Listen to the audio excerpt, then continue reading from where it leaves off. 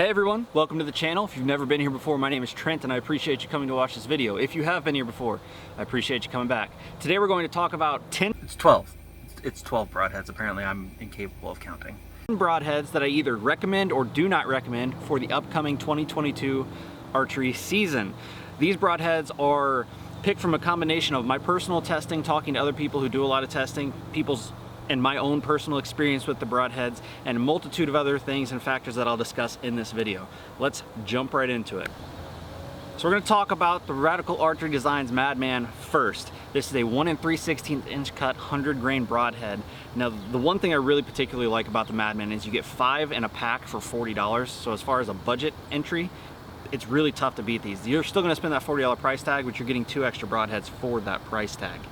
Now they are really sharp. Radical Archery Designs has a new sharpening system, or sharpening something or another that make them sharper than they used to be, and it's a new steel in the blades. So I've seen nothing but great performance out of these. I don't have a video test out for them yet. It is definitely coming. This is absolutely a recommend broadhead for me.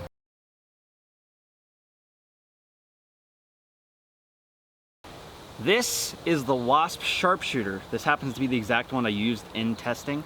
These are going to be available on my website for sale. Newsflash, it is a 1 inch cutting diameter broadhead, so it's not giant, but it did perform very well in my testing. And I really like this broadhead for lower poundage shooters and even some traditional shooters out there.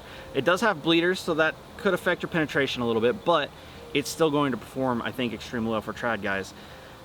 I do recommend this broadhead, again, specifically for lower poundage shooters.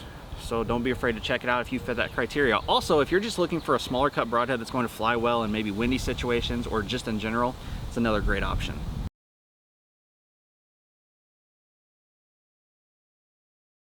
And this is the Grim Reaper Hades. Now, the Grim Reaper Hades is a 3-blade broadhead that's pretty typical of most 3-blade broadheads you're gonna find out there. Honestly, it's kind of reminiscent of a Muzzy.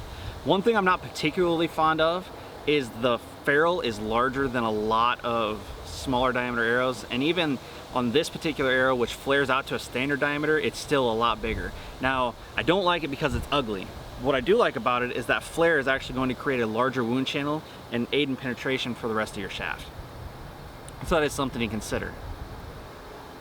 What really sells me on the Grim Reaper Hades though is the trocar tip. These tips are insanely sharp, so it does a really good job of puncturing through hide. You're not using as much energy, and of course it's Grim Reaper, so you know it's quality. These are a recommend for me, but not as strongly as some of the other stuff. I still like them, but there's other things that I recommend more than these.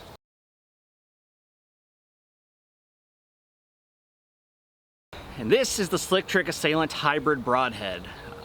I really like the fact that it has a hybrid design, because I like the fact you're getting a cut no matter what, and it's got the over-the-top Swacker style design, so chances are it's probably going to open. It does use an O-ring to close it. I really don't like that no matter what arrow I screw this into, there's always a little bit of a gap between the broadhead and the washer, and to me that's just a really, it's a really probable break point if this was going to fail. And the other thing I don't like is in a pack of 3 of these, I have one of them that does not screw into any inserts. The threading on it is completely messed up, and this was a brand new out of the pack broadhead. For those reasons, I do not recommend the Slick Trick Assailant. And honestly, I've been kind of disappointed in Slick Trick's overall quality for quite a while now. Radical Archery Designs Rival. This little guy is an absolute workhorse. 100 grains, I believe it's an all steel construction, 1 inch cutting diameter, flies great, solid broadhead or solid blades, so if you have a concern about noise, you won't have any noise with this thing. Replaceable blades, again, Radical Archery Designs has upgraded their blades for this year, so it's a new material and it's a new sharpening process to make them just higher quality. The price is $39.99 for 3, so it's right on par with everything else. I recommend them. Radical Archery Designs in general honestly makes a ton of great stuff. I just didn't want to pack this video full of just Radical Archery Designs broadheads. That's why you're only going to see 2, but really anything you would purchase from their website is going to be a great buy.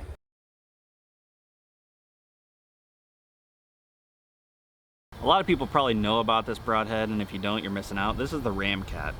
Now, I want to clear something up about the Ramcat. I think a lot of people do get confused. The blades on these, and this one is going to be a pain. There we go. The blades on these move, but it is not considered a mechanical broadhead. because they don't deploy. This is a fixed broadhead. It stays in the fixed position. The only reason these broadheads or blades move is to rotate forward, so it's considered a non-barbed broadhead, and that makes it legal in all 50 states. These things cut the nastiest of holes. I have seen 4 deer fall to these. A very good friend of mine swears by them, absolutely loves them. It's his favorite broadhead. Last year, he shot a really great buck with one of these and a doe 5 minutes apart from one another. And both of them had massive blood trails. It was so easy a blind man could follow it. He made great shots, which does play a big part. The wound channel is rotational. I mean, this is one of those broadheads that when a big company bought it, it didn't screw it up too bad. So I highly recommend Ramcat broadheads. Do not be afraid to pick yourself up some. Plus, a lot of times you can find them for like 30 bucks a 3-pack. It's tough to beat this level of performance at that kind of price.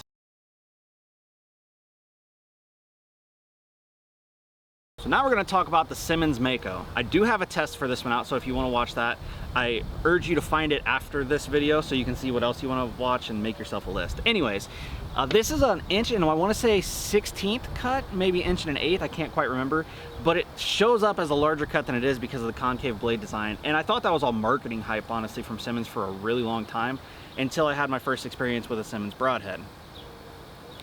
That's when I realized that it's the real deal, and the Mako showed up in my testing. I really like it. This is an absolute recommend for me.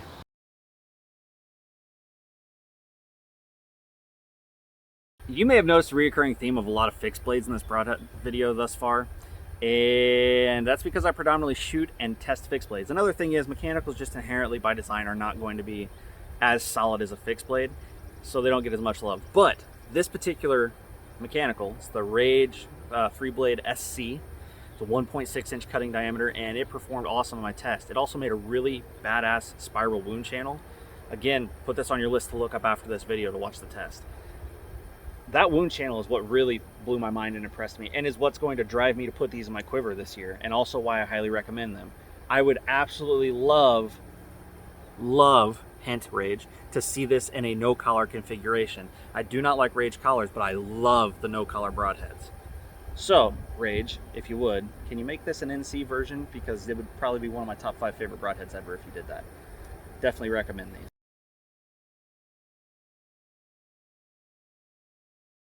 And I think this is the point in the video where I make some enemies. G5 Montec. The G5 Montec is a tried and true. A lot of people have killed a lot of game with it. My biggest complaint with G5 Montecs is you cannot get them as sharp as a lot of other broadheads out there. And it's because of the blade angle. It's a 30-degree bevel, and it's made that way so you can lay it flat and sharpen it. And yes, you can get it relatively sharp, but trust me, no matter how much you sharpen it, no matter how good you are, because of that blade angle, you are limited.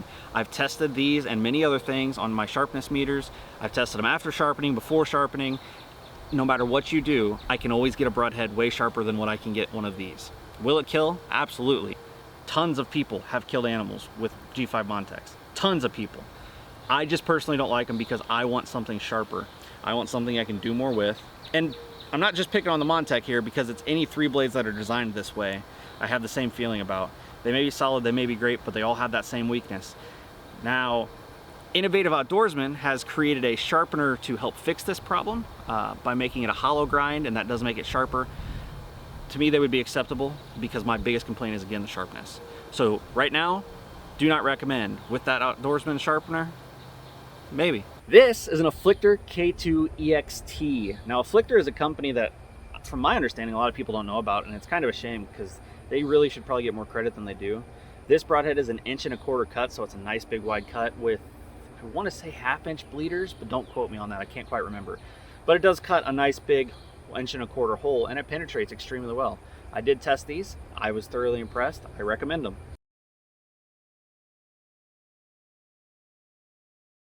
And this is the Exodus broadhead. Now, I cannot remember if I put this in my broadheads to recommend 2021 video. If I didn't, I should have. This is a phenomenal broadhead. I've been very impressed with the performance. The sharpness out of box is pretty solid. It penetrates like crazy. I recommend these to a ton of people. I sell them in my shop. It's a great broadhead. I don't really think you can go wrong. Even for lower poundage shooters, I really think this is going to be an absolute great option. Highly recommend this broadhead.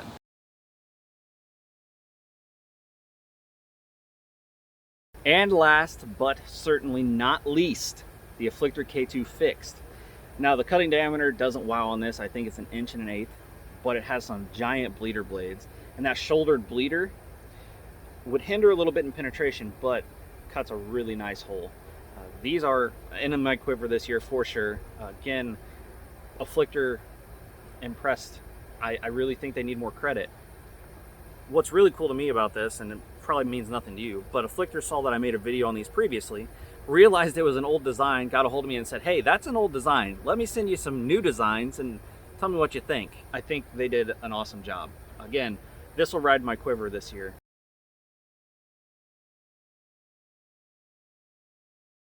And let me show you the other broadheads that'll ride my quiver while I'm on it. For sure, the Afflictor K2 Fixed. As I mentioned, the Rage 3 blade. And for sure, the Simmons Mako. Not that I wouldn't take all of these broadheads into the woods. It's just that I only have 6 spots in my quiver. And what I do throughout my testing is I honestly, I'm like, that looks cool, or that's different, or I wonder what this will really do in a legitimate environment, and that's how I decide what I start with. As I shoot one, I switch it out for another broadhead that I want to see what it does.